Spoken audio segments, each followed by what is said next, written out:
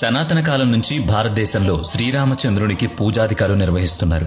రామాలయం లేని ఊరు భారతదేశంలో ఉన్నదని ప్రతీతి. కృత, త్రేత, ద్వాపర, కలియుగాలు వరుసగా 4 యుగాలైనప్పుడు శ్రీరాముడు త్రేతాయుగానికి చెందినవాడని మనం చెప్పుకుంటూ ఉండగా, అంతకు పూర్వపు యుగంలోనూ శ్రీరాముణ్ణి దేవుడిగా ఎలా కొలిచారనేది సందేహం. సనాతన కాలం నుంచి శ్రీరామునికి పూజలు జరిగాయని చెప్పుకోవడంతో అసలు 2వ యుగమైన త్రేతాయుగంలో రాముడు మనిషిగా జన్మించగా దేవుడిగా ఎలా పూజించబడుతున్నాడని కూడా ఒక సందేహం ఉంది. మనిషి భగవంతుడు కావడం ఆశ్చర్యం అనుకుంటే, దశరథుని కుమారుడైన రాముడు, జమదగ్ని మహర్షి కుమారుడైన పరశురాముడు, శ్రీకృష్ణుని అన్న అయిన బలరాముడు, వీరితో పాటుగా సాధకులు కొలిచే ఆత్మారాముడు, పరమాత్ముడైన రాముడు కూడా ఉన్నారు. రాముడు ఒక్కడే కదా అని మీకు ఏనాడైనా అనిపించిందా?